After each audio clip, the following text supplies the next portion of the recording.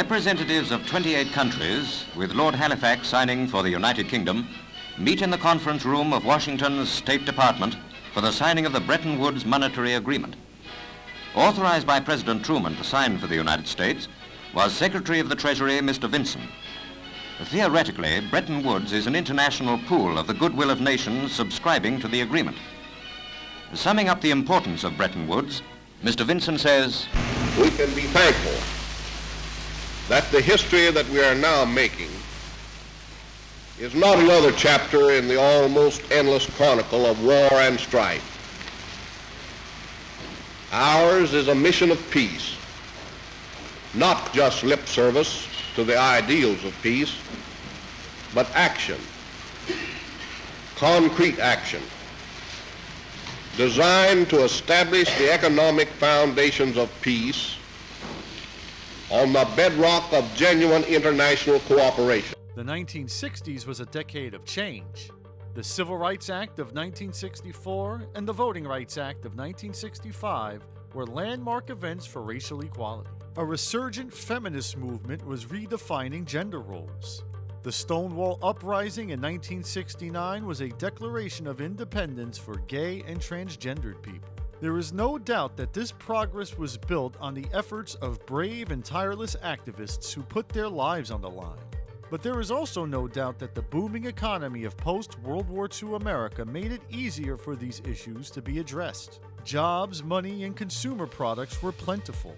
Without the specter of World War or Depression hanging over everyone's heads, the time was right for us to address issues of race, gender, and sexual orientation that we had ignored for so long. American factories supplied what the world needed to recover after World War II. Everyone bought American goods, which sustained American jobs. At the Bretton Woods Conference in 1944, the major industrial countries agreed to denominate international trade in American dollars, which was pegged at $35 per ounce of gold. The United States became the linchpin of the world economy. But America's slice of the pie was shrinking throughout the 1960s. As European factories recovered, they competed with American-made products. This was happening despite the fact that the American worker was steadily more productive year after year. But agreements like the Treaty of Detroit ensured that workers got paid for that productivity. The combination of foreign competition and a more assertive workforce meant declining profits for corporations. It didn't stop there. In 1965, Ralph Nader published his book Unsafe at Any Speed, exposing how design flaws in cars made them death traps. In that same year, automobile accidents were the leading cause of accidental death in people under the age of 44. This led Congress to pass the National Traffic and Motor Vehicle Safety Act in 1966, establishing minimal safety standards for cars. These safety standards would make it more expensive for companies like GM to produce cars, cutting into their profit margins even further. Companies responded by finding ways to increase production, as we saw in Lordstown, Ohio, when GM tried to mechanize the production process. Workers were required to pick up the pace, leading to a 20% raise in workplace accidents in the second half of the 1960s. This led President Nixon to create the Occupational Safety and Health Administration in 1970 to oversee workplace safety standards. Observing these standards promised to cut into corporate profits still more. This is the same year Nixon established the Environmental Protection Agency that forced companies to find ways not to pollute the environment. Another regulation that hit American companies in the pocketbook.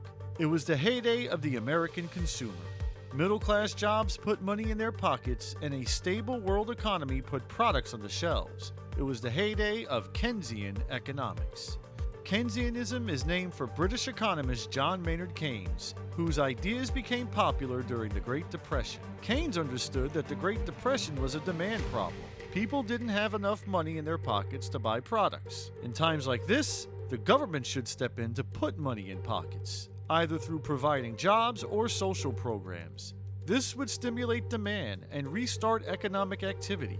Everything that happened in the United States since the end of World War II seemed to vindicate Keynesian ideas. Americans consistently had money in their pockets, and the world economy consistently boomed. One drawback of the Keynesian system was inflation.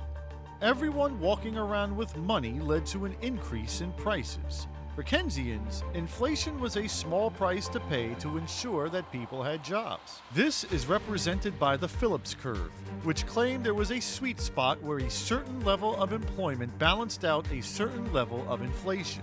Inflation increases when employment increases, and decreases when employment decreases. It was the job of government and business leaders to maintain the right balance between the two. But all the changes happening in the world economy were about to turn Keynesian economics on its head. Government regulations like OSHA and the EPA made goods more expensive to produce, contributing to inflation.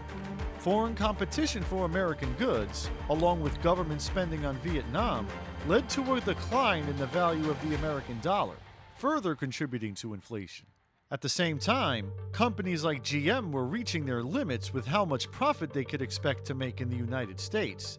They found it cheaper to get raw materials from overseas, causing them to spend money outside of the United States, which further weakened the American dollar. American workers in the industrial heartland of the Northeast and Midwest demanded high wages, so companies started moving jobs into Sunbelt states where unions were weaker, and then to other countries where labor was dirt cheap. The jobs that replaced them in the United States weren't in manufacturing, they were in the service industries. Companies didn't need brawny factory hands, they needed retail workers and waitresses. Jobs that weren't unionized and didn't pull in as much money. Something weird was happening. Inflation was going up, but people had less money in their pockets. This was supposed to be impossible in the Keynesian world. It contradicted the iron law of the Phillips curve.